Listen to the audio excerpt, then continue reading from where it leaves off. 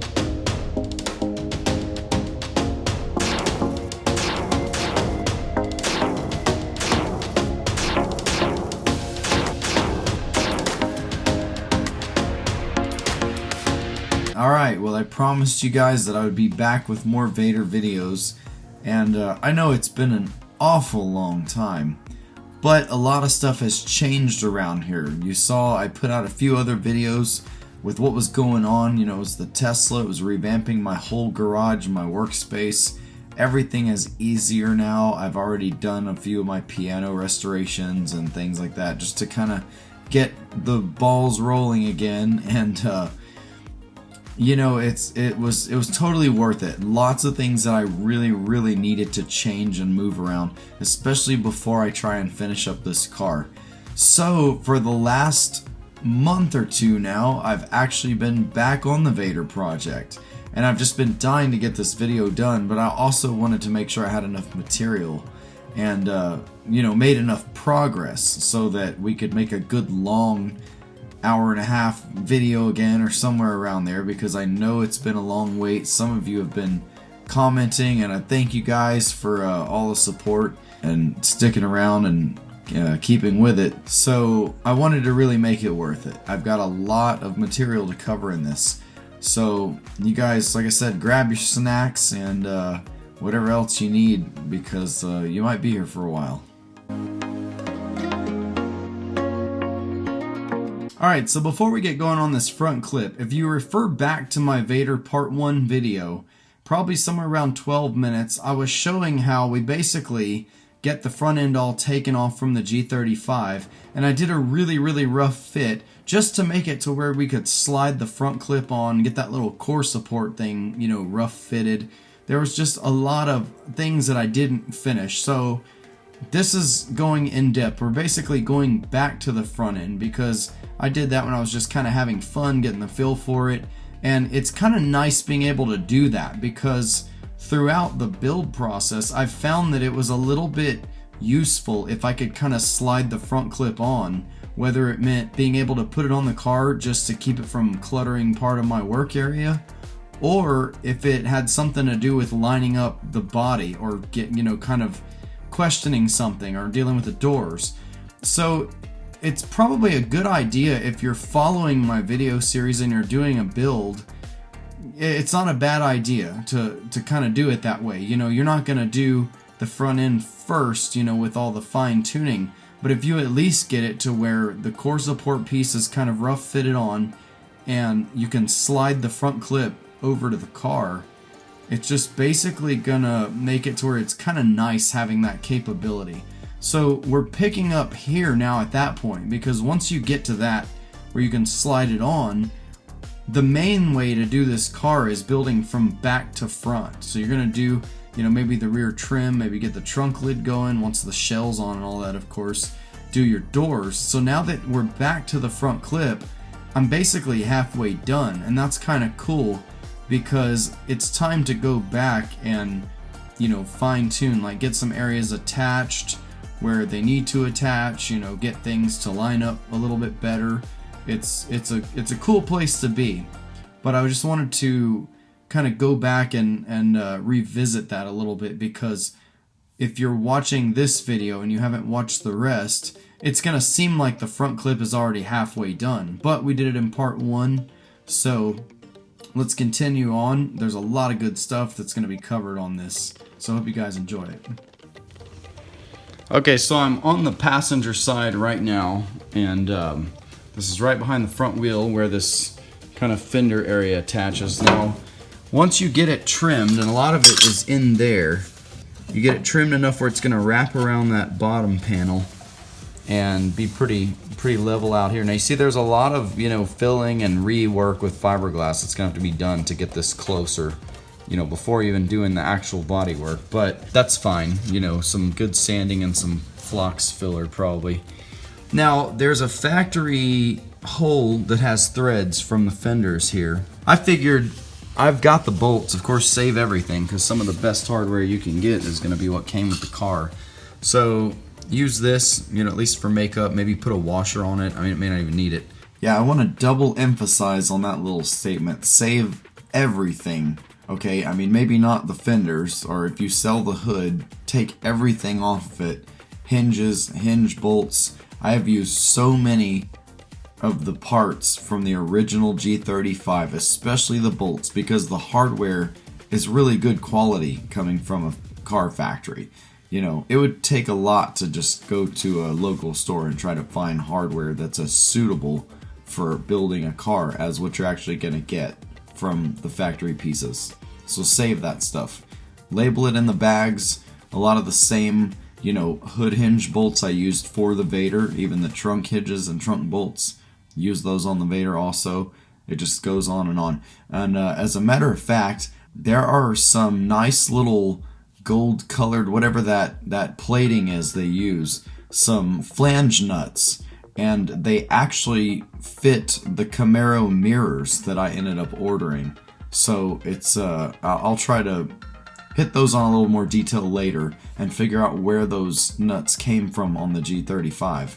But if you save everything, you're gonna have a lot of hardware that helps you finish this car. What I'm doing right now, until someone says that I should do otherwise, if somebody comes along and says, hey, that's gonna get in the way of something, or until it gets in the way of something and I figure it out. For right now, what I'm doing is I've taken some steel and I've got rivets that are helping me line things up, but I'll end up putting a layer of glass over this, I'm sure. So I built this bracket, and if I can hold the camera and get this in here. So basically I'm using the rivets to line it up, so that way I can see about where it's gonna sit. I push down on it and then push it against the chassis, and that allowed me to make that little blue mark right there. So you can kind of see there's a little mark, and that's where I'm gonna end up drilling the hole, because you can see the hole behind it. And I think this is gonna work. I don't think this little bracket's gonna be in the way of anything. Probably build a wheel liner to put in here, and then back there it's just that trim piece, but it goes here on the outside. So as far as I know, I should be in the clear with this little bracket, and I'm hoping that this works. It seems like it'll be pretty strong. So that's what I'm doing for the bottom of the little fender area. Of course, once I know it's all gonna fit, I'll pop those rivets in there. I want to drill the hole before attaching that, so I'm not trying to drill with this attached to the fiberglass, but I'm gonna get that hole going, make sure it's in the right place. So in this part, I ended up not using the rivets. I don't want to use that anyway. What I did was drilled and tapped some threads into the bottom of the bracket, so I'm going to use 2 bolts. And that way I could still take this apart if I ever need to. So that's what's going on here.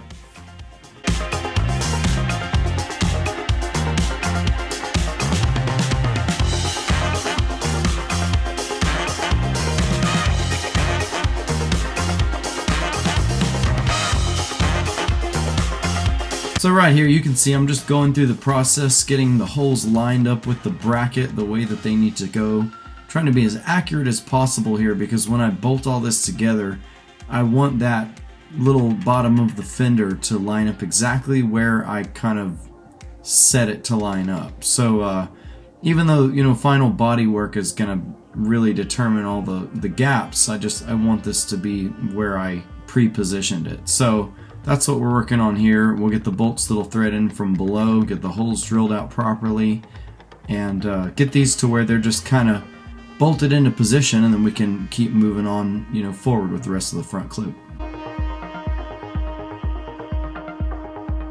Alright, once you got 2 points established on top, kind of near the windshield, and then you got the points established at the bottom of the fenders, you're going to want to go to the very front of the car. And I was able to fasten right where the bottom of what would be like the bumper cover.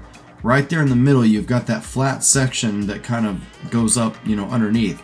You can find, you know, 2 nice points right at the corner where it's going to mate up with that inner core support. And I put the bolts fairly close to where that core support had the ending edge, because that's where the most support's going to be. So I would say, you know, somewhere about an inch or so off the core support on the inside from the edge of it. If you can drill from there down through the front of the bumper area, you'll have some good points established. And I use some bolts with self-locking nuts just so I can slowly tighten them down and kind of figure out how tight to make it. And what this is going to do is this is going to pull the front end up a little bit. You know, you need that front clip to raise up, because the hood is never going to sit right if you don't get the nose high enough off the original core support. And you'll see the original core support has that bar, you know, basically right where the radiator's at. That, in some cases, I know in my case, it's kept my hood from closing down all the way properly. So I'm still working on getting the front end to raise, you know, just high enough to where the hood will set a little bit flatter. You know, one of the biggest things with this front clip is making sure that you can get that nose to raise up enough. And it's all gonna come down to how you trim that core support. There's a part on the passenger side of it, it's the very bottom corner where the front end would end up hitting. And you want to make sure that you trim just enough off so that whenever you put the 2 bolts in the front, it really allows that front nose to raise a good inch or 2. So that's important here. And I realized that once I got the front clip to really raise up nice with the 2 bolts that I put in, and everything was trimmed good, that's when I got my hood to set a little bit better. And it made my hood mounting process go a little bit easier without having to, you know, figure out how to get it to close down or having to force it or anything like that. So make sure that you really pay attention to this part.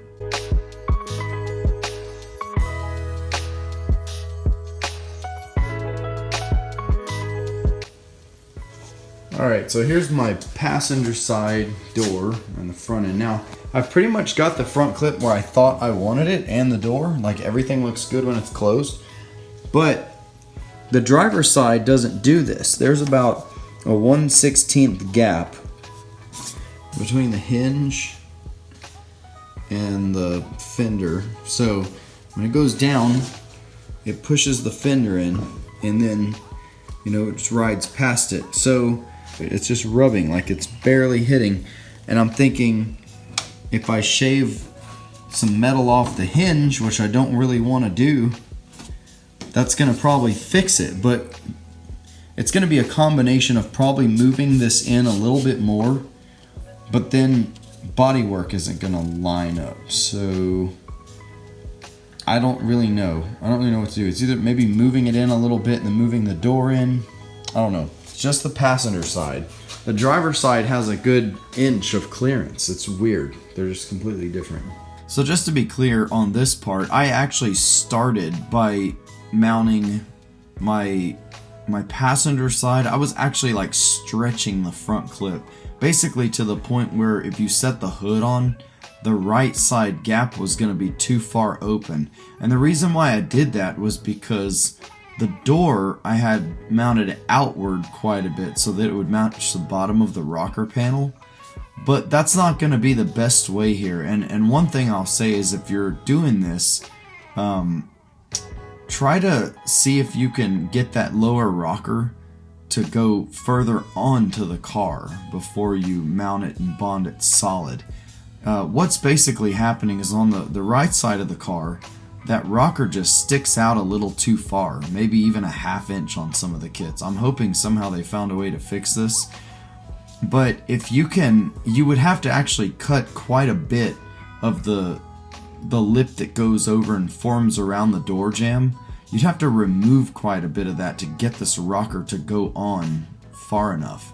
Now, what I really would have loved to have known earlier was that, hey, this is going to be a problem. Let's see if we can get that to go on maybe even a ½ inch tighter, and then I could push the door in about another ½ inch and not have to pull the outside of the front clip so far out to try and get it to match the door. So what I've done originally was had it too far out, and now I'm kind of reversing from that. I'm just gonna let the front clip relax a little bit more where that gap tightens towards the hood better. And what you got to do once that happens is push the door back in a little further, and the result of that means now the bottom of the door isn't going to quite line up with that rocker panel anymore. You're going to have about a ½ to a ½ inch of rocker panel sticking out on the front. And you know, there's just going to have to, I'm going to have to find some way to disguise it. Either I'm going to have to completely reform part of the rocker and then refiberglass it, maybe cut that part off, or I'm gonna have to body work the door a little tricky at the bottom to where it just doesn't look so off. But I've seen this in pictures on other Vaydors, and I guess no one's really figured out a perfect way to fix it yet, or maybe an easy way to do it. But yeah, it seems to be kind of a common problem because I've been scratching my head on it, and from other pictures that tells me that other people are kind of having this problem and trying to figure out where's the happy medium here. So, you know, hopefully I can eventually get this kind of figured out, or at least to where it just doesn't look, you know, so noticeable. Alright, so here's my solution for now on this, and I guess I'll know if something needs to be adjusted when I get further into the body work and put on a door panel and see if that fits. But what was originally happening was the bolt that holds the top of my front clip right up here in front of the windshield, this passenger side, you can see it slotted out quite a bit now back here because, so I started by pulling it way too far out, so I needed that slot, I needed the hole over there. Now when it was further out, I had the door out to match it, and then the door also matched the rocker at the bottom. Now, right now we're not too bad. I mean, really, it's only about a ½ inch.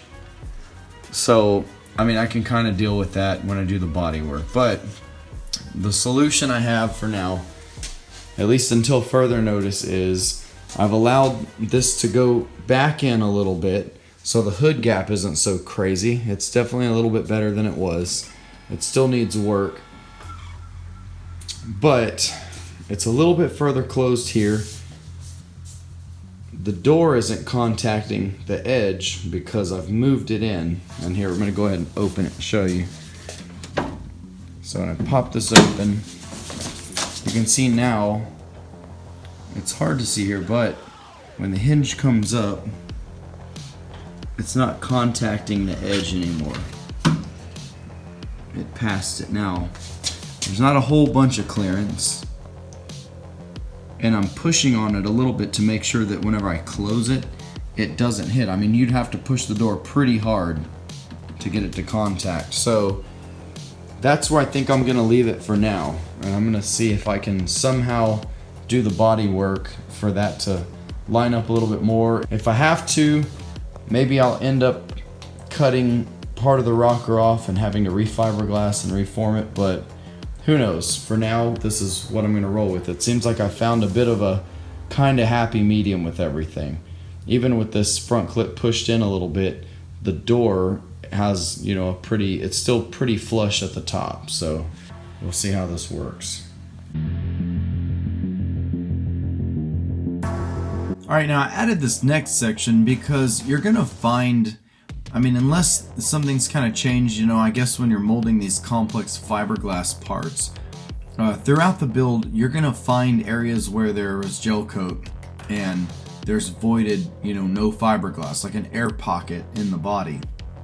Now, the best way to deal with these is, I mean, I don't think you should do it at the end where, you know, you go through, you find them all, because you're gonna find them in the process. I would say the best thing you could do is when you find one of these voided areas, you know, dig it out with a screwdriver, you know, crack all the loose fiberglass and gel coat out, and then grab your die grinder and prep the area.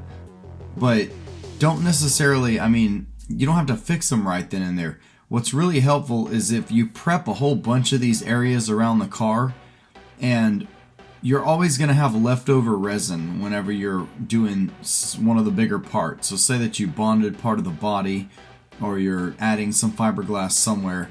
Anytime you got some leftover resin, it's real easy to mix a little bit of the cotton flocks in, make a putty, and then go around and hit these areas that you've prepped. That way they're ready to go.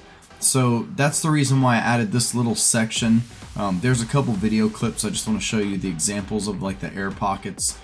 But that's a way to work pretty efficiently. You know, if you're not purposely mixing resin to fix these each time, just prep a bunch of little spots, and every time you end up with some extra material, you can, you know, if you might already have it mixed up as flocks putty, or you can throw some of the cotton in it and make the putty real quick, and then that way you're not wasting this expensive epoxy resin, you know. And then by the time you start doing the first prep for primer, you'll have a lot of these areas ready to go where you can just sand them down and, you know, work them in.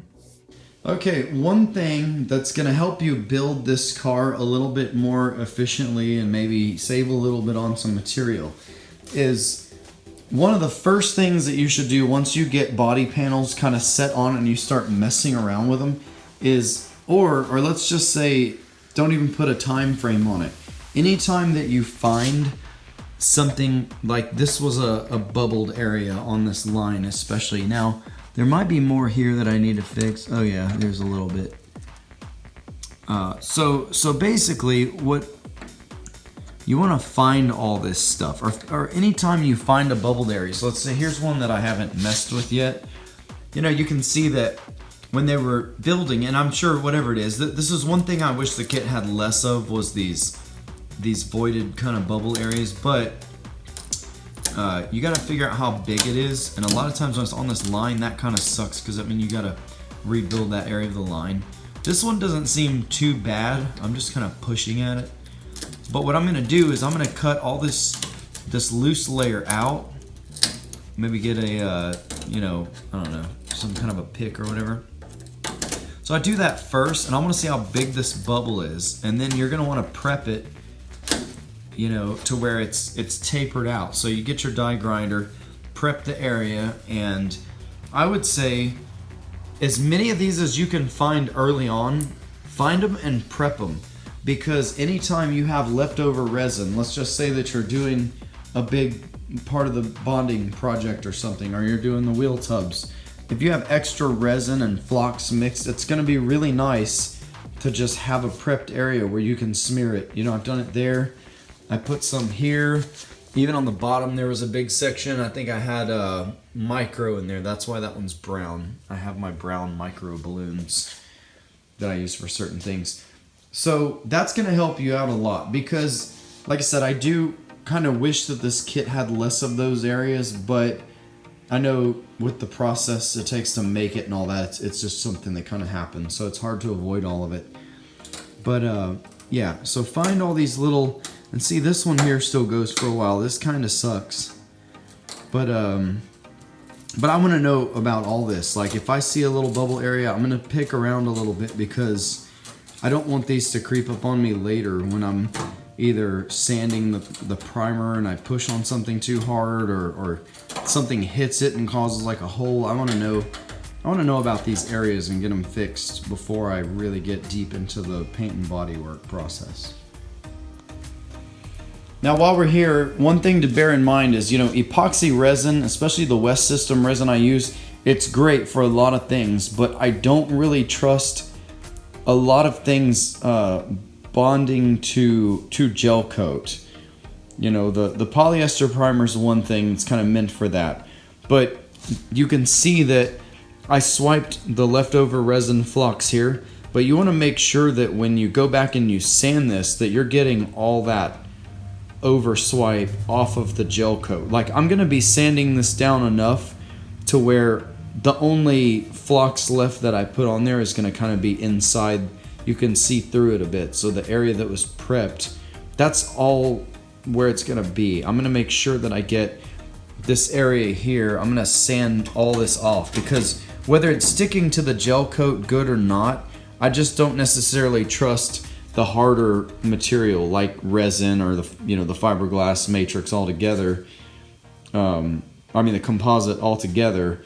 I don't trust putting that over the less whatever the like afterwork materials like gel coat, primer. I don't want to put resin on primer. That's not proper. It should always be bonding to that base material. So that's just one thing to keep in mind. If you see stuff like this, I'm not leaving it that way. It's just that I swiped it on as straight as I could get it to go for the time being.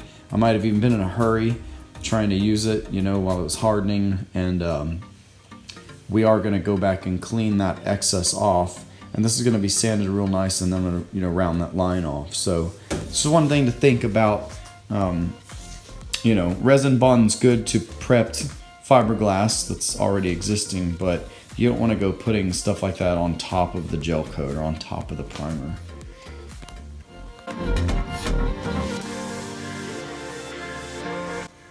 Yeah, there's too many of them.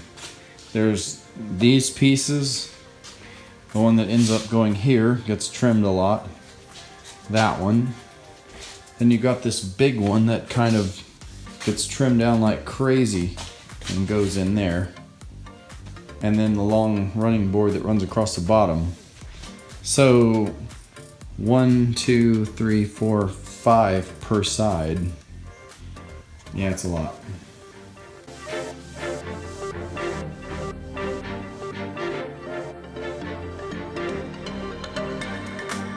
Alright, so, as I had mentioned back when I was doing the roof wing, that's probably one of the most difficult parts to get right. You're going to spend some time putting that thing on and taking it off to get all those mounting points just right. But on the flip side of that, these running boards are probably two of the easier parts. I would say the running boards in the front splitter, that goes, the two pieces that go on the bumper, if you got the upgraded kit, these are probably the easiest parts. All I did was use some some blocks of wood, like some 2x4, and then some chair cushion foam on the ground, and I got these parts to basically press against the bottom of the car so that I could move them. I just kind of position them and then make some markings or whatever. Now with the running boards, you're going to start by pretty much removing that top edge, and hopefully if you get the kit, maybe that top excess will already be cut off, but you can pretty much take most of that off. Of course, just like with everything, check it first. Maybe clean up the edges a little bit, but these are pretty close to being ready to go on. And you kind of get those things positioned. And then in the back, I want to say that little fin, I positioned it about 3/4 of an inch from where it would touch the fender. So fender's here, about 3/4 of an inch between the fin.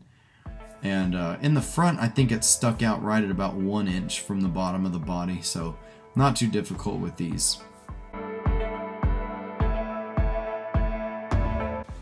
I got this driver's side one just kind of roughly put on, but so yeah, this is new. Like, it's the upgraded thing that you can order. I don't know if the whole thing is different, like in the curve and stuff. For the most part, the older one was just like that and then didn't have this fin, but I think that's pretty much what they changed. So trying to figure out how much spacing goes here is tough because there's not many pictures that are done like of other cars. I just kind of judged it on what I thought would be good, like 3/4 of an inch here and I think 1 inch in the front. So we'll see. So I ended up doing 4 mounting points for each running board on each side. And you know, I just kind of measured about as evenly as I could get them and put them where I thought it would be a good sturdy place. And you know, some of these are going to have T-nuts where a bolt goes through eventually.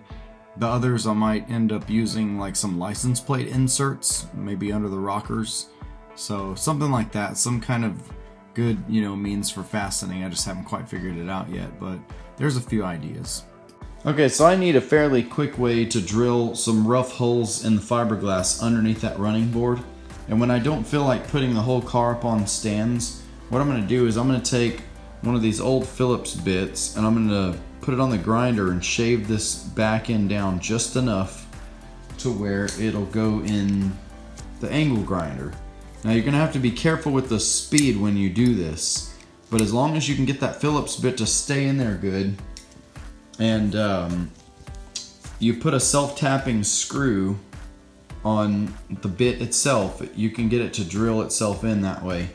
And you just have to be careful. Of course, don't go too fast, but yeah, that's one thing. If you can get this to fit in the die grinder, it can be kind of handy.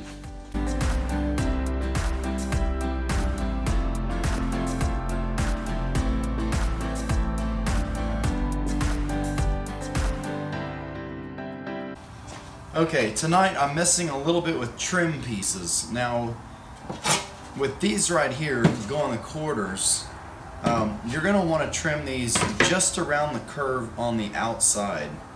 And I started by doing it in here and following this line, but it still needs to come up quite a bit. You're going to find that what happens with this is when this surface hits the car, this piece actually needs to go back a little bit more. So that's the main problem you're going to come into. So as you cut this out, you got to think, you know, pushing this surface, you got to basically grind flat this way and try to bring all this down. And then the other thing is when you get it to fit, this is going to line up pretty much with where the door jamb is, but you got to remember there's also a 1/4 inch thick grill that goes in here behind it. So you want that grill to sit nicely behind these edges. So you're going to have to trim out quite a bit. Alright, so I've got these a little bit closer in the camera now, and you can see without the shadows where I've made my lines just around the curve. So if you look at the flat surface, I'm bringing that line about 1/4 inch this way. You're still going to have to sand this and trim it down quite a bit, but this is going to get you close. And then you can see what I've done on this one. I've got it cut out, and that's going to get you, like I said, pretty close. It's obviously not the ending result. Also, anytime I have tight curves like this, I start with a drill bit, and you can see I've got my drill on the table. So that's kind of a good way, not so much that one, maybe these three. But body saw will still cut pretty good around those.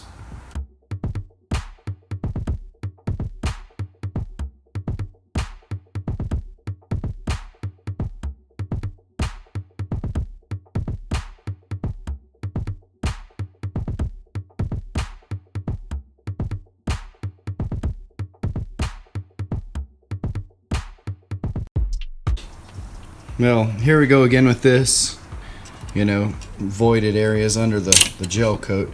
You're going to pretty much deal with this on every part. I found this one's pretty big. It ends about right here, so I'm just going to get the grinder and smooth this out so I can do some flux filler on it. But yeah, get used to this because you're going to find this pretty much on every part. I guess it's just the process of trying to mold these pieces. They're kind of complex. So, there's another one. Let's go ahead and fix that while we're at it. Oh, there's a, yeah. All right. Well, anyway, the fun of building a car with fiberglass. But there we go. That piece is cut. I'm gonna fix that, smooth out, and prep that little repair area. Get some filler on it. Keep going.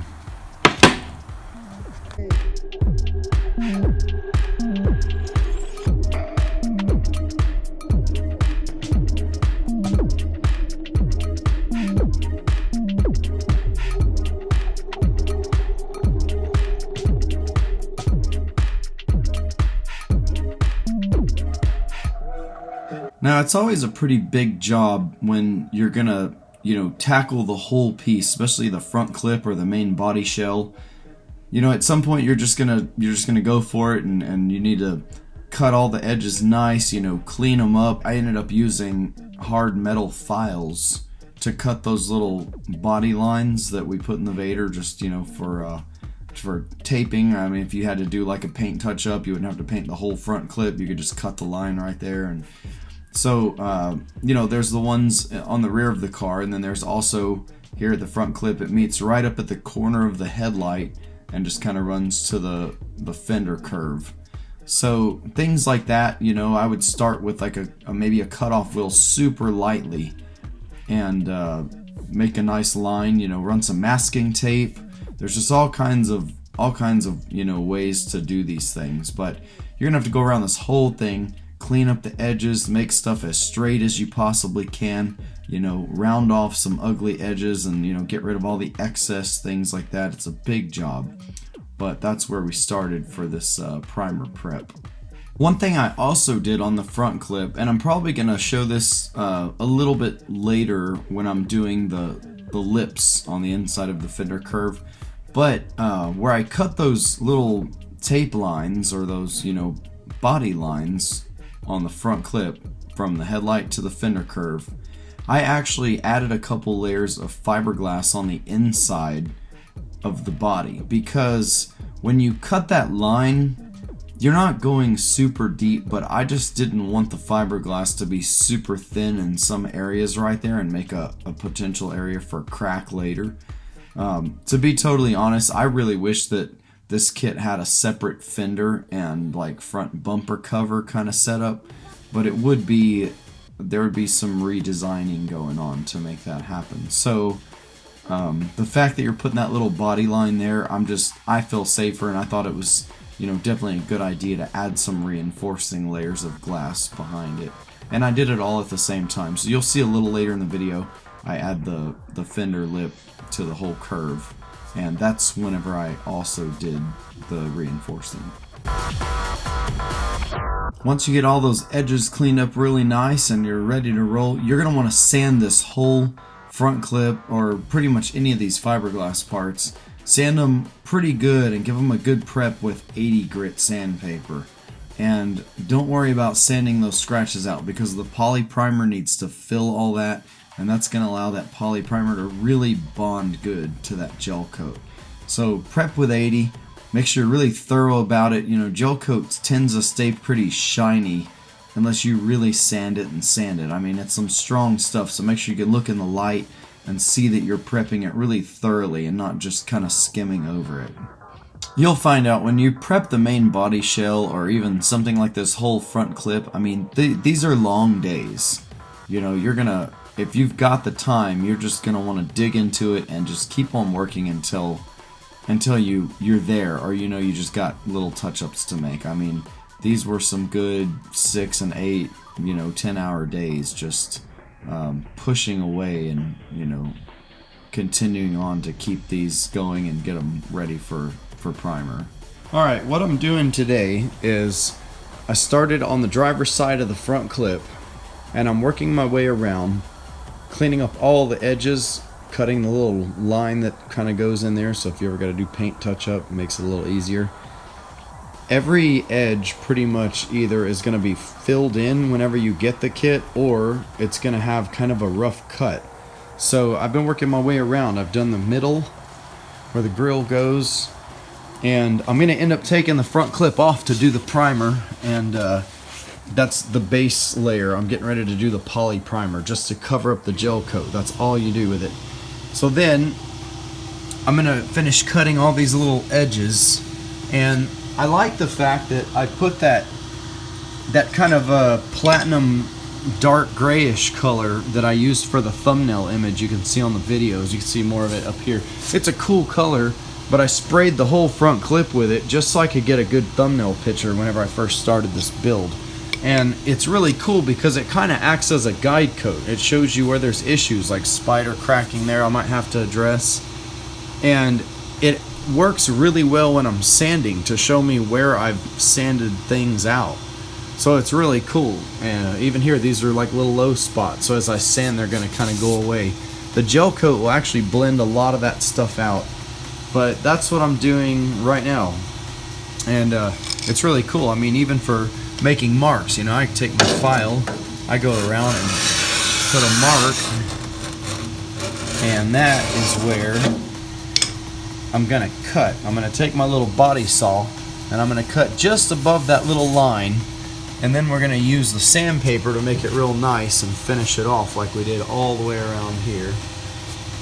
You know, the lights I pretty much did kind of separately. I still need to clean them up a little bit more, but that's a really good benefit. You know, even though I had to go back and sand all that color off, it's not a huge deal because it served a few other purposes, and it really acts as a nice guide coat to show me where low spots are and stuff like that. So there we go.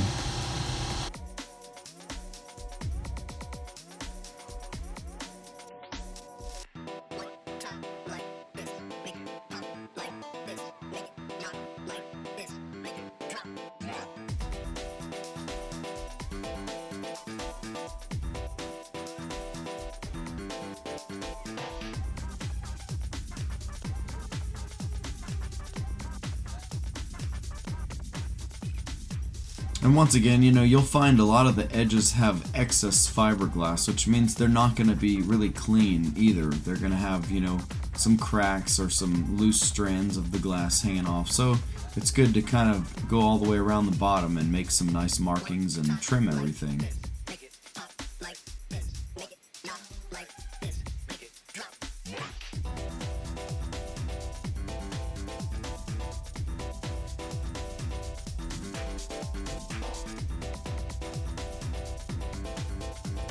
And of course I found some more areas that had gel coat over some missing voids, you know, in the fiberglass, so had to go and fill those in. Surprise.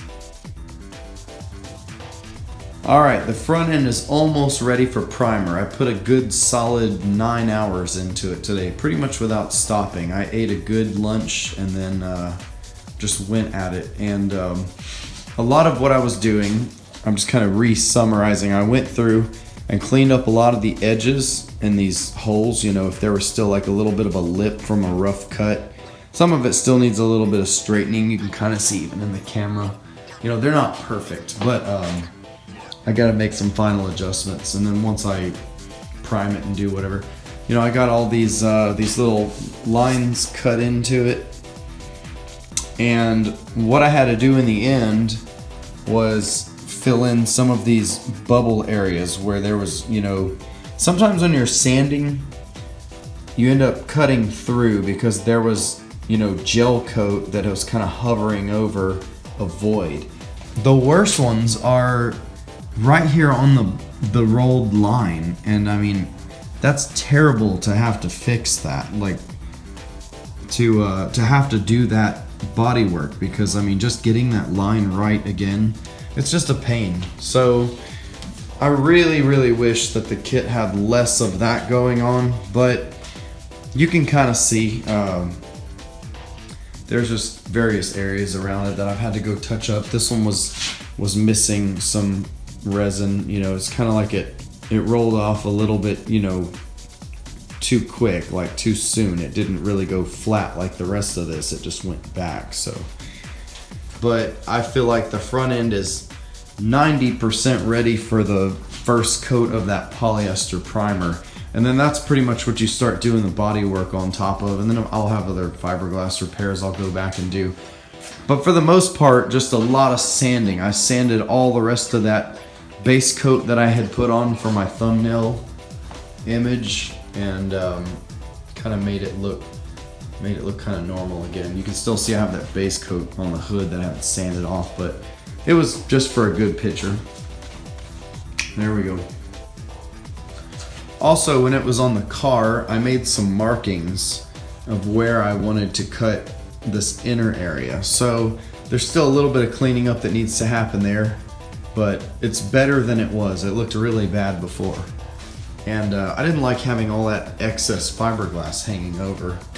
So hopefully you didn't really need that for anything, but I'm pretty sure you did. And from what I could tell on the other cars, in pictures. It seemed like you just kind of leave how much you feel comfortable with over there, so that's that. Anyway, that was a long day.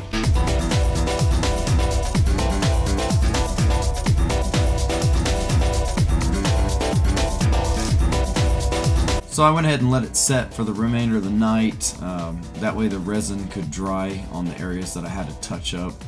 And when I got back to it, I just basically needed to sand those and do kind of a good look over, make sure I didn't miss anything that was really gonna be, you know, bigger than what I wanted that new primer going over.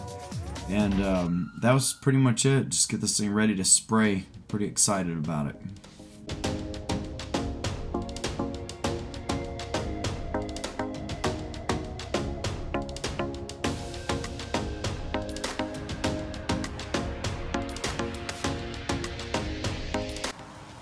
Alright, there's a lot of work involved just to get to that first coat of poly primer. So basically what I did was went around and cleaned up the fender areas there. And then where you cut out under the hood, you kind of have to be creative with how you want this to go. I know that there's that wiper cowl piece that kind of screws on right back here. So I had to leave that area on both sides. But for the most part, it's pretty nice. The whole thing is prepped and sanded with 80 grit. Also here, I'm adding to the corners a little bit because they needed some build so I can sand those off nice and sharp. And let's see, what was the other part? It was the T-nuts back here. I installed these to accept the running board now that I know where they go. So I've had it all put together. I had holes already drilled and I installed the T-nut so that it'll accept the bolt from underneath. And then these are what actually hold the front clip to the bottom of the car. So that's that. I also trimmed the bottom lip there kind of nice. I didn't take a whole lot off it, but it was kind of cracked in a few places, so I just got rid of the extra excess that was there.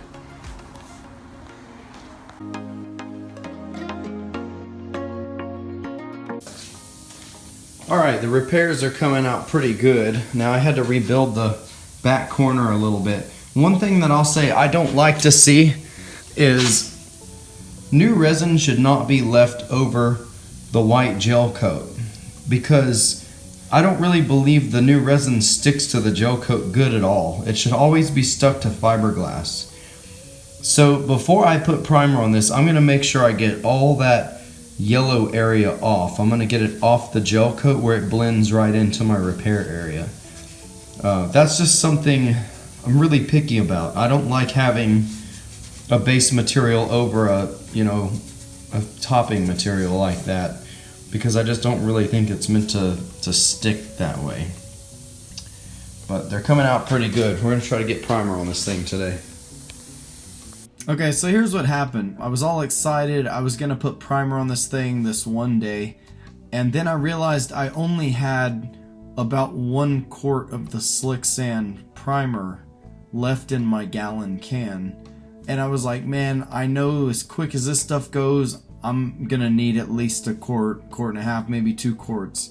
So I had to get on the phone. It was pretty much getting to be the weekend, but luckily I was able to go on a Saturday before the paint shop closed. They actually closed at noon on Saturday.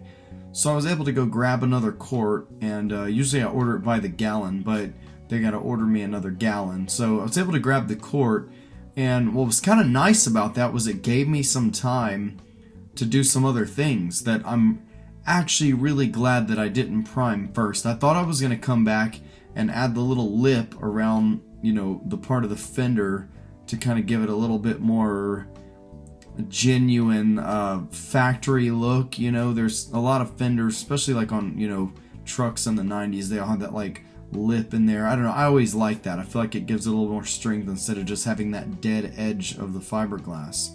So I added that, and also putting in like the metal T-nuts for the places where the running boards are going to thread in and stuff like that.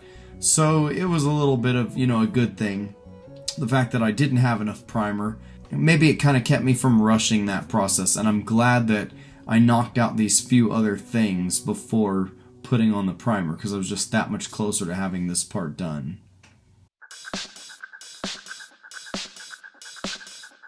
Okay, on some areas, you're using the seam that they left you showing on the fiberglass on the outside, and you're going to cut the line because it kind of gives that simulation that there's a separate bumper cover from the fender, which I really do wish this front clip was in separate pieces.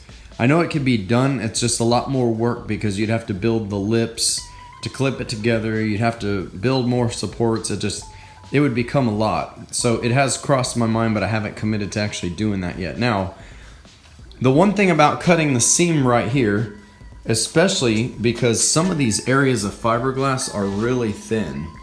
So the one thing that my aircraft mechanic mind tells me here is this is a weak point. So what I'm gonna do is I'm gonna go to the back and I'm probably gonna take a pretty good size area and I'm gonna sand it and prep it really good, and I'm gonna lay a few extra layers of fiberglass in there to thicken this area up.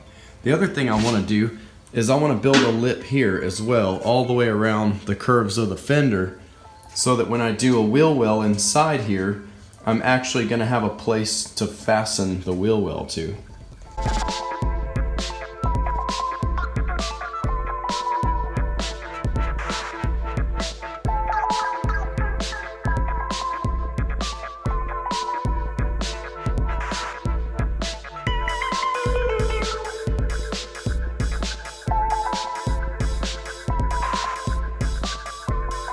I'm getting the little rolled over lip built here, and this is metal aluminum tape, but I use the green masking tape first, and you probably want to use small pieces, use 2 or 3 layers, you know, kind of work your way around.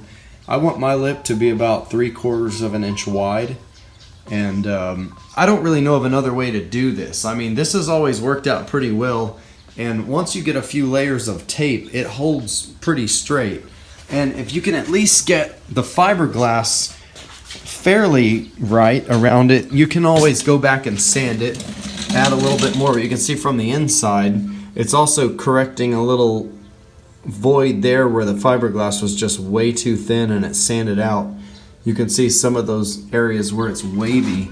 It's gonna fix that. I was able to tell, so I was able to make sure that I left the lip a little bit low in those areas. But even though it's a little bit wavy, this is pretty good for starting. And even as I stick the first layer of fiberglass in here, I'll be able to straighten it out even more as I'm working my way around it. So this is a tricky thing. If anybody has an easier way to do this, I'd love to hear it in the comments or something. But for now, this is just the way that I've always done it. I used to do aircraft stuff, and a lot of times I had to use tape to manipulate something before I, you know, to build some kind of an edge or something before I would fiberglass. So that's what I'm doing right now. So hopefully it comes out pretty good. Alright, here's basically what it looks like now. Once it's been trimmed, it's all nice. I've got it, you know, sanded here. I'm gonna put one thin coat of body filler on it and then sand it before I prime. That way it gives it kind of like, gets out all these little divots. I can fill in that little voided area there, and whenever I prime it, this is gonna look a lot nicer. So I'll do one coat of body filler, do a quick sand on it, and then should be good to go. So here's the filler. It's just got this like kind of light bluish color. So it goes over the fiberglass and fills in the voids, and so that's pretty much it. It's just sanded and get ready to do the primer process now.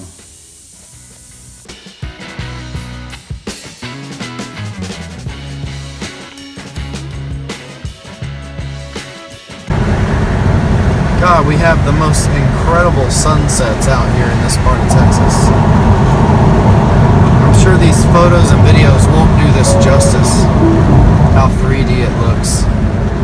Incredible. Alright, so I ran out to the paint supply store. I was able to grab some primer, and I'm ready to do this. It's going to look so much better, and it's just nice to finally see some of this hard work paying off. Now, just like in the previous videos, I'm using Slick Sand Primer, which is made by Evercoat. And I've always liked Evercoat products. You know, I've used their body fillers and a few other things. And typically, I try to get a really good 2K primer from the same brand I'm using for paint. So Sherwin-Williams has one, you know, it's probably $400 or $500 a gallon. PPG had like the K36 and the NCP 271. But those are going to be better for after I do the leveling and the light Bondo work that goes into this. But the Slick Sand Polyester Primer is specifically to cover up this gel coat, to cover some bare fiberglass, and to get us ready for all that fine-tuning body work. So this is only the first stage of, you know, 2 rounds of primer, maybe even a third if I decide to do an additional coat of the 2K primer. Now, a couple things to reiterate on this primer from before. The spray gun size you're going to need for this should be at least a 2.0 tip. I have a 2.5, and I feel like it works good, but it could also be a little tiny bit bigger if you have like a, I don't know, a 2.8 or something like that. Now, with that being said also, this stuff goes pretty quick. I've been through 1 gallon and 2 quarts, and that's enough to do the rear, the whole body shell. I did both doors and a few other miscellaneous parts here. Like I think I did the trunk lid, and then I ended up going through the whole process to paint the trunk lid. That way I could see my test color. But I had a little bit left, and I ended up having to buy a quart can to do the front clip. So altogether I've been through a full gallon and then 2 quart cans. And I've just bought my 2nd gallon, which is probably going to go to the hood and a whole bunch of trim pieces and things like that.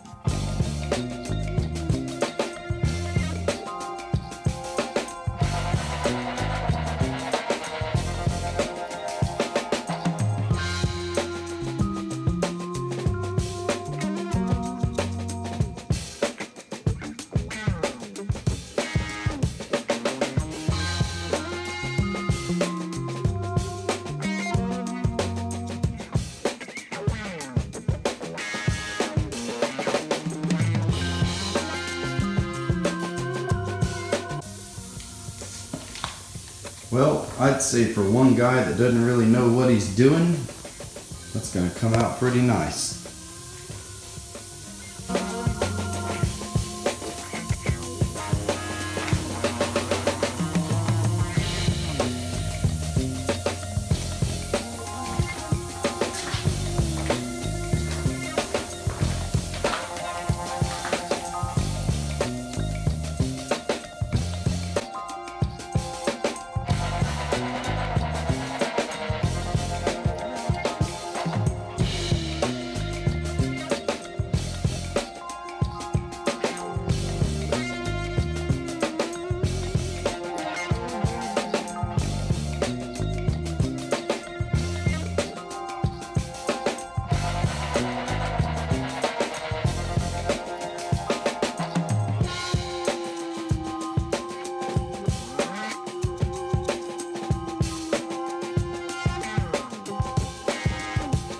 So earlier in the video, I showed you a little bit about the trim and those pieces, you know, that you got to cut them and get them to fit.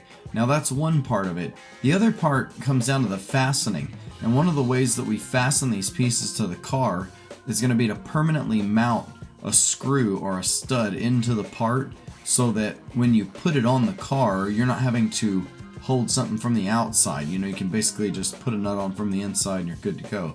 So you'll see, I'm going to show you a little bit about how that's done here. And I have a process that I like to use where it really makes sure everything's lined up. You know, you can use self-tapping screws first. Just bam, go straight through the outside, and that gives you a starter hole. And then what I really like to do is use countersink screws. And like I said, I'm going to go into more detail on this, but you know, countersunk screw, you can sink it into the fiberglass, and then whenever you use the resin, it holds it all together, you know, really nice. And anytime you put that part on and take it off, you just got to be real careful, because you're going to have those studs protruding out of the part. You don't want to break them, but they should be pretty strong, and that makes it a lot easier for assembly and disassembly. Okay, the first step for installing these studs is I want to take this piece back off. Now, as you can see, I've got screws going through to make the starter holes, and then I have one more up under there that's going to hold in place, and that's probably going to end up being like one of those license plate plastic inserts or something like that. I might install a regular screw and nut through there as well, but who knows. That one's going to be like the third one that goes in. As far as these two, we're going to fiberglass, or basically we're going to permanently mount a screw in there so that when you put that piece on, the studs are already sticking off of it. So what I want to do is I'm going to take this piece back off. We're going to drill out the holes to be the correct size for the screw, and then we're going to also prep those screws, because when I put on the resin flocks, I want to make sure those screws always have a really good bond, and maybe even cut a few notches in the sides of the head so they never spin. You want that resin to hold really nice and tight. And then the other thing I'm going to do is I'm going to prep the underside of this part so that when I put the flocks mixture on it, it's going to bond really well. And of course, after I do all this stuff, I want the resin to be ready to go on there. Like, I don't want to have to try and prep around the screw or anything like that. So I'm going to get this going. One thing you can see I'm doing here is once you pull the piece back off, you want to drill out those guide holes and make sure that they receive the screw stud size that you're going to use very easily. So it should just slide right through without a problem. Alright, so I've got this piece off. Now, this is the screw that I'm going to use. I've got these, I don't know what they are. Let's see. 832 stainless steel countersunk screws. Now, what you want to do is take your grinder and prep underneath on this tapered edge of the head, because you want that to get some good bond to the resin. Prep the top as well, so you want to put some good scratches in it. And then we're going to use a countersink bit, and we're going to countersink this little bit right here, just so it sets in there nice.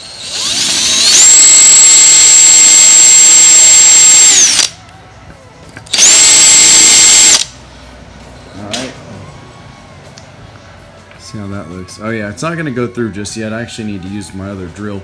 But what we want this to do is, you want the head of the screw to set a little bit below the surface of the fiberglass, because we're going to go back with some flocks to rebuild that line and resin over this.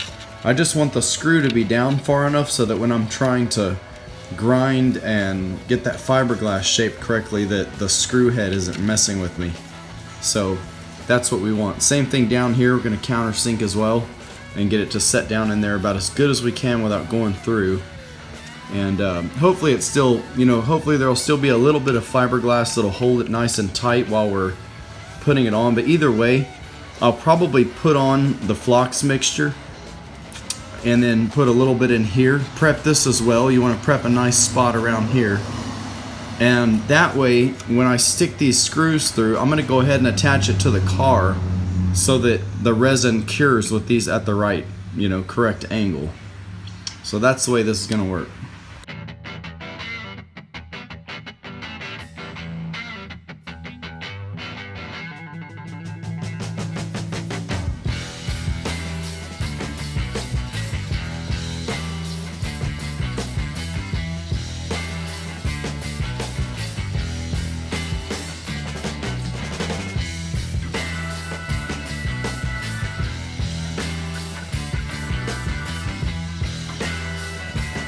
Alright, so here's where we're at. The studs are pushed through. I've got the back of the fiberglass prepped. Alright, also the screw heads are prepped on top and bottom. I even ground them down on top of it so it'll be easier to cover them. Now you can't really see them, but they're nice and sanded, so they got some scratches. I put masking tape over it just to temporarily hold them in place so that when I put the resin flocks on the back, I don't want to go putting the part into the car and have the screws push out easily. So I mean, I'm going to be careful. But the point you want to get to is you want to have this put back on the car, and then I'm going to put those wing nuts on from the inside, which this is the hardware that I got. I got wing nuts, lock washers, and regular washers. So on the inside, of course, you're going to put all this stuff. And what I want to do is I want to put the resin flux mixture around there, and then I'm going to put the part on and tighten up those screws fairly tight, not super tight, but I'm going to put them on just kind of tight, and then I'm going to go ahead and put the other self-tapping screw back in so that it holds this part nicely in place where it needs to go. So all three fasteners are going to be holding the piece to the car while the resin's drying or curing, and when you get to that point, you just want to tighten the wing nuts tight enough to where you can go to the outside of this part. So say it's going to be on the car, you want to be able to have those just tight enough to where I can grind a little bit and prep around the screws, and then I'm going to add some of the resin flux mixture to the outside, so that way it all just goes ahead and cures together while this part's on the car. So next time I take the part off, it's gonna be ready for me to basically prep out and, you know, close to the paint readiness, which would be really cool. Now also, don't put too much flux mixture. There might be a little bit that touches the body of the car, but if anything, put a little bit of masking tape around the holes so that the resin doesn't stick to the primer. And I mean, a lot of times it won't, as long as you didn't sand the primer, but if it happens to get in that hole, it might bond a little bit. So, you know, you might have to force it off. I mean, most likely it's not gonna do any serious damage, but better to just be ready for it. I might put a little bit of tape around here before I put the piece on, depending on how much of the resin flux. I mean, these are pretty concave, so I guess as long as you're not building it up so thick that it's coming up, you know, past the surface, or I don't know, it's hard to tell. You know, just be aware of that mainly. That's kind of one of those things, you know, if it looks like it's going to get all over the body of the car, you probably don't want that, because then it's going to be harder to clean it off. So here we go. We're going to get some stuff mixed up and put it together. But yeah, here's my hardware. I throw it all in a bag and label it. But we got the wing nuts. It's all 832. The screws were by 1.5, which, I mean, you might have been able to go with a shorter screw. I just wanted to have plenty of length. Figured I can cut them off if they're too long. And then the regular washers and lock washers. Now, just so you guys don't have to go back and watch a previous video, I'm going to show you again. I use West System resin. The 205 hardener is the faster hardener, and I'll tell you what, man, it's got to be a really hot day for it to be too fast. So I like the fast hardener. The slow is great sometimes, but this is still a lot slower than doing a polyester resin. Like that MEKP stuff that goes in the polyester resin, you know, where you add this one in. Man, that stuff dries so fast, you know, for people doing boats at home or whatever. This is amazing. You still get a few hours, you know, I don't know, work time with this is probably at least 45 minutes to an hour, depending on how you mix it and how it sits in the cup. Don't let it sit too thick or it will harden faster because it holds the heat. Now, that's my resin, and then this is the big 5-pound bag of flux. It's cotton fiber, you know, powder basically, and I just use a mixing stick to add some of this into the resin, and that's what thickens it up. So that's how you make a good resin putty. I'm gonna go back over here. I've gone ahead and mixed up a little bit. You can see I put it to about a peanut butter consistency, so it's just a little bit of a reminder. So I'm gonna go ahead and get it put on the bolt points and get these pieces put on the car so that we can prep and do the outside of the screws.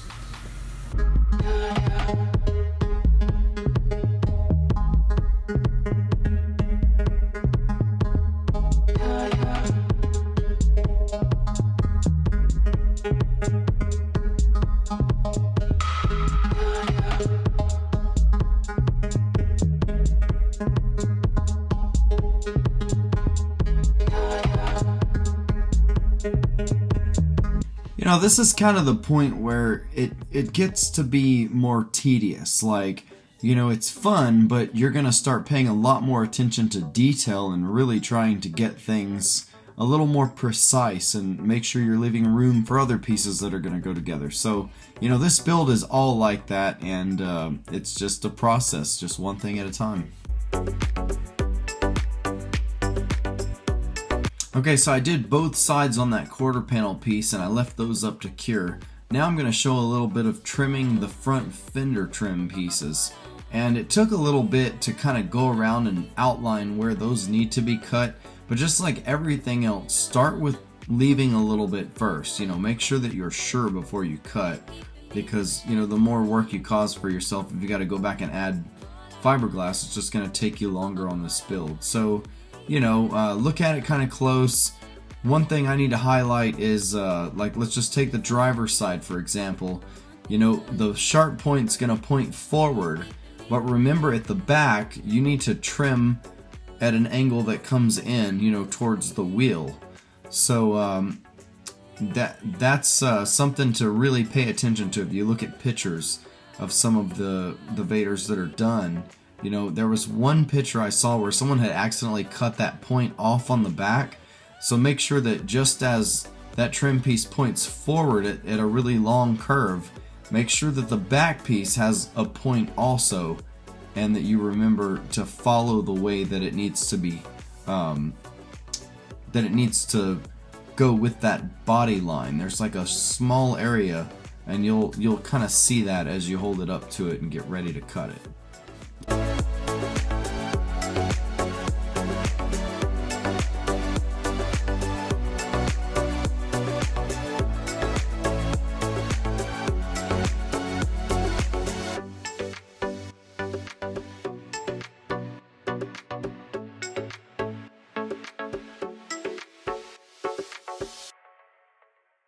Now, as we work our way to the front of the car, we're going to put on the little splitter pieces that go at the bottom of the front bumper area. And, you know, this was pretty easy to get these things on. You just got to look at some other pictures of Vaydors and kind of see how you get them to line up. They are a little tricky, but I found the more that I messed around with them, I found that nice little happy medium where I wanted them to sit. Now, the fin on the front, I want to say I put right about 12 millimeters off the bumper, what would be like the bumper cover of a regular car. So when you've got that little fin there, I think I measured and it was somewhere right about 12 millimeters. That was a measurement that I ended up making, where I said, okay, that's going to be the gap. And then when you get the other section that goes more towards the middle of the car, you're gonna see that it really only wants to go one way. And then you have a nice angle, you know, of that fin with the bumper. So these aren't too bad. And what I did was I used my same little block technique. I put about 3 layers of, you know, 3 2x4 blocks, and then some foam padding. I want to say I was using like 2-inch, you know, foam cushion or whatever. And if you put that under the part, it'll actually press it nicely against the car, so that you can move it around and step back and look at it and, you know, move it a little bit more. And once you get it exactly where you want it, you can actually put a couple holes from the top and use your self-tapping screws until you jack the car up and do it from the bottom, you know, to actually install your, you know, threaded inserts or whatever you're going to do. But these were fairly easy to put on to at least get them kind of rough fitted where they're fastened to the car, and then, you know, able to move forward from there. Now, I haven't messed too much yet with the little trim pieces that go right on the top of the little roof wing there on each side, but that might be for another video. At least I've got them rough trimmed, and they're just temporarily taped on so I can kind of see how they fit. But it's not going to be too much different from a lot of these other trim pieces. I feel like those are probably just going to take maybe 2 or 3 screws to hold them in place, and they'll be good to go. Also, those side pillar pieces that run up the sides of the windshield, I feel like, you know, those are going to hopefully be pretty simple. There's a little bit of adjustment to where you can place them, but otherwise, might also end up on the next video. Who knows? Alright, the hood fitting. So you're going to definitely start by putting this thing upside down. You're going to want to trim that edge down, you know, at least I did as close as I could, you know, getting it like flush with the inner shell. Sometimes you're going to have the inner shell of the hood laying this way, and then you're going to have overlap of the top shell edge that comes up. And I like to just shave that edge down where it's, you know, you don't really need that. And the front edge, I try to shave at least down to maybe 1/8 of an inch thick. I mean, as thin as you can get it without feeling like it's abnormal, because you're going to find that whenever you start to mount the hood and you open it the first few times, like until you get the adjustment right and get the height right, it's probably going to rub. The very tip of the nose is going to rub on the inner jamb a little, and then if you keep going, it's going to rub on that little bottom plate in the front clip as well. So there's a little bit of working to do with that and try and get it, you know, getting it to fit and not hit anything. But you'll see, it's just like everything else. Start putting it together and see what you got.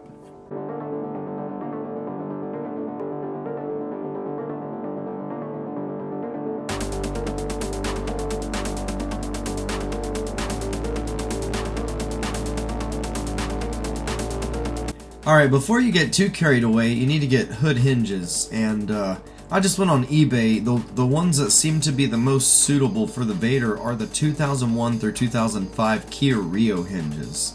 So order a set of hinges, and I don't know what was going on with my sellers. I had 2 different sellers that sent me left all day. So the first seller, I bought a set, and it was supposed to be a left and right. Well, the weirdest thing, I get 2 left hinges, but one of them was in a package with the part number for a right, and one was in a package with the part number for a left. So they had done the part number, you know, they looked at it correctly, but nobody looked at the part in the bag. It was clear plastic, and saw that it said, you know, left and left. So I don't know what's going on with Kia Rio hood hinges, but apparently they don't like to let go of the right hinges.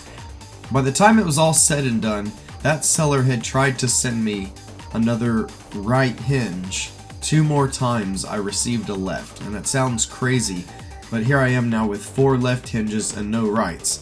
Well, then I tried a different seller just to buy the right hinge. I end up with a left hinge, so now I've got 5 left hood hinges. If anybody needs them, let me know. I don't have the rights, but finally I went to Amazon and I found a seller that was able to, you know, I bought the right, and it came in as a right, thankfully. I was starting to think they didn't exist. But luckily I got my hinges, and you know, you'll get these things fitted on. You are going to have to make a little bit of a spacer, some kind of an apparatus between the fiberglass and the hood hinge where it goes to the car, so that it raises the hood a little bit. But as far as the hood itself, you should be able to bolt the hinge directly to the hood. And in the right areas, you're going to have metal plates embedded in the fiberglass. So then, you know, you always have to watch with this Vaydor kit. Sometimes the metal plates are just a little bit off, and if you know, you might be drilling the hole, and then all of a sudden you realize that you've only got 3/4 of the hole where the aluminum is, and then it's, you know, you must have just caught the edge. So it's just a little bit of a toss-up, you know, to try and get them right. But hopefully it all goes well for you. Mine came out okay, and seems to be working alright so far. Alright, so I'm getting my hood hinges mounted today, and what I did was ran some green tape along the line just to help look at it a little bit better. And I ended up having to sand over here because there was one of those voids I need to fix. You know, I gotta add some resin there. But I'm still able to tape along this line. And what I wanted to see is, when I mount these hinges, is it about the same, you know, on both sides. And once I had made my little hole markings there, I found that it's about 1/4 of an inch from the edge of this hinge right here to the tape. And that's how it is in both areas. So that's the way that I just kind of matched this up to get it close. Now the other thing that you got to do is, when you think you've got it about where you want it, you want to look down here in the back of it and make sure that it clears so you're not rubbing paint off the whole time. Now it clears all the way, it's just kind of hard to tell. But, you know, that way when the hood comes down, it's not going to be rubbing. And, you know, if you have to shave fiberglass or something later, you can. But So that's about where I think I'm gonna keep this. So if you can get the tape pretty much on the center of the line where it folds over, about 1/4 of an inch is kind of what I'm gonna go with and hope it works out right. So I've already got the holes drilled on this side and I'm getting ready to tap them, but you can see it's pretty much the same. When they're centered on the holes, it's about 1/4 of an inch from the tape. And I'm going to see how this works. Also, same thing over here, make sure it's not rubbing underneath.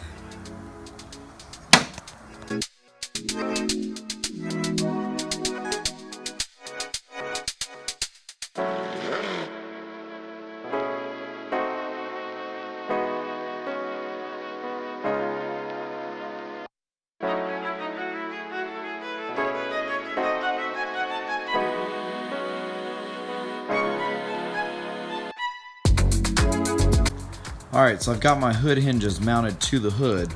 Now, I know it's common that what they'll basically do is put a plate here, maybe like a 1/8 inch thick spacer plate. But I have these thick washers. Now, you can get these at Lowe's. You have to look for them specifically, but they're really thick, and I love that. It's also what I used on the door hinges to make sure that they were nice and strong with those big Lambo hinges. So what I want to do is I'm going to take 3/8 bolts. I'm going to put it through like this, and I'm going to go put this in the vise and tap the threads out so that this bolt will actually thread through here. So instead of welding to this hinge right now, I may or may not end up doing it. I'm going to see if this works. But what I want to do is use this kind of like a bolt and a nut, and then we've basically got a stud that's going to go through the fiberglass, and then I can put another nut on from below. So I'm going to try this method and see if it works, but that's kind of my plan.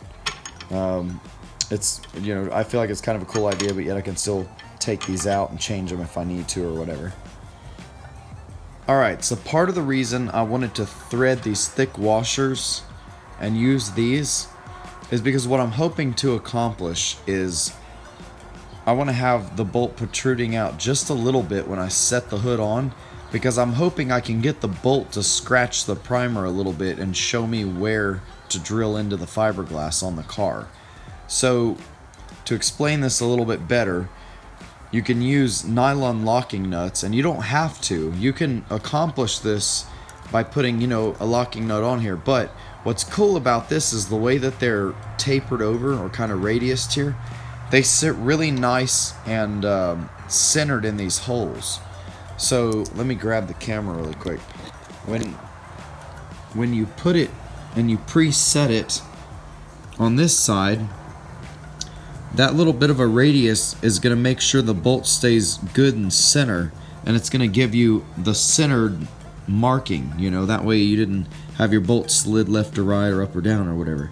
So lock this nut in place, okay, put it through, and then let the bolt protrude out just a little bit, and I'm hoping that that's going to scratch the primer and show me exactly where to drill these holes. Now, this is just something I've kind of come up with. I've never actually tried doing it this way, but that's what I'm trying to accomplish, so we'll see if it works.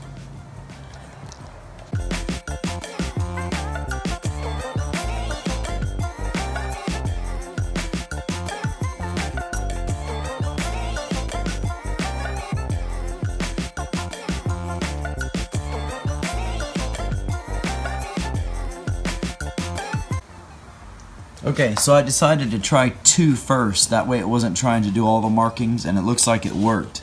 I've got one right here, and then I've got one over here on this side, and the screw did exactly what I wanted it to, or the bolt. It just, you know, I put the hood on, I kind of knocked on it a bit, kind of hit it, and that's where it put the mark. So I'm going to check my reference pictures and see if that's about where they look like they're supposed to go. And what you can also do is, you know, after you do one on each side like this, move them over and then do the other 2. That way you're not trying to get all 4 to the same height. But this seems to work, so and it looks like it collapsed the hinges down pretty much all the way. So I think this is going to be a good place to start with drilling the holes. Yeah, so just make sure the hinges are collapsed. You put the hood on, And then make sure your gap is fairly close to where you're gonna want it to be, even though this is gonna, you know, you're gonna have a little bit of adjustment, but at least up here. And then I just give it a few good, you know, right there. Alright, I'm gonna take the hood off and see if the markings look good. Okay, so that worked probably about as good as I could have ever asked for it to. Now I know that these first markings were really good, so I'm gonna start with those. And I'm going to take the hinges back off and I'm going to lay them over and see. I'm pretty sure it's this one up here that's the more correct one, but I'm going to lay the hinge on it, and then that's where I'm going to know for sure. This one looks pretty good. So over here I've got my two. That should be good for this side, but over here I'll just have to figure out which one of those marks was the center. Pretty cool. Happy with the way that worked.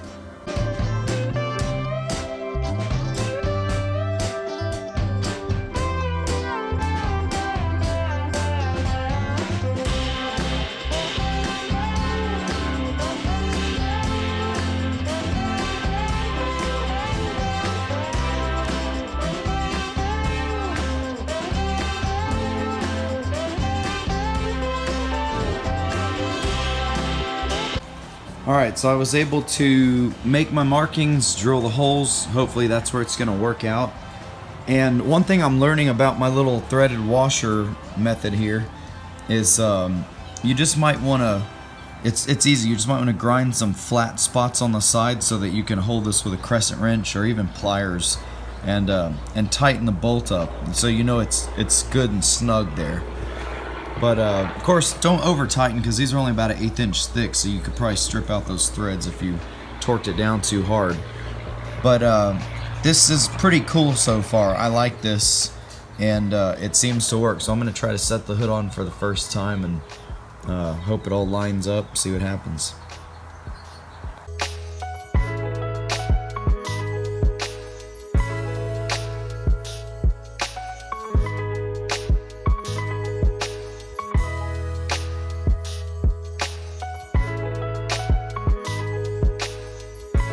So basically, once you've got the hood set on and your bolts actually go through the holes, you know, it's just a matter of getting underneath and putting some nuts on. Now, I don't really know how this is going to work with the grill once it's installed, and I'm thinking I'm probably going to end up building some metal plates that I install on the fiberglass somehow. Maybe use some countersunk screws on top, or I might even build a sandwiching device where basically I've got a plate that sits on top of the fiberglass and a plate that goes underneath that you thread into, and I might use like some countersunk screws to basically have these plates stiffening up the fiberglass. So you've got the spacer plate on top and then a receiving plate on the bottom, and then I'm going to drill the two holes that the hinge actually goes into, and I'm thinking that's going to be better for putting the hood on kind of like a normal car, because really, you know, on a normal car you've got the holes hard mounted to the chassis and you just put the hood hinges on that way, so you can have the hood open and you kind of put it on. I'm thinking that's going to be the best bet, is to put some good solid holes on this front clip so that I don't have to mess with anything, any kind of nuts for backup or anything like that. It's also going to stiffen up the fiberglass a little bit since it does, you know, flex quite a bit. So we'll see, but at this point in time I've got the hood at least put on and it looks like it's going to fit okay. I've got to do a little bit of adjustment to the gap, but not a huge deal so far. And I don't have my latch yet. There's a few different options you could use for a latch at the rear, and I totally advise against hood pins. Don't put a hole in the hood and put a pin. It looks super tacky. It's for race cars, but anyway, that's kind of where we're at with this hood.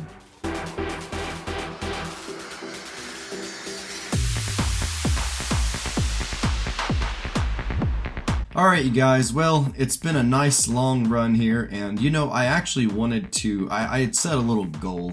I wanted to get the trim painted black and get the wheels put on so that we could do some more progress photos and, you know, it'd look really cool. But unfortunately I got sick a couple days before Christmas, and trying to get ready for holiday celebrations and all that, it just didn't work out. I had to stay in bed for a whole day and a half, so That's why I didn't meet the goal. But in the next video, we're going to definitely see some more progress, so I hope that you guys have enjoyed this one, and it's not going to take as long for me to get another video out, so you won't have to wait 5 months again. So thank you guys again for all the support, and make sure you like and subscribe, and we'll see you next time.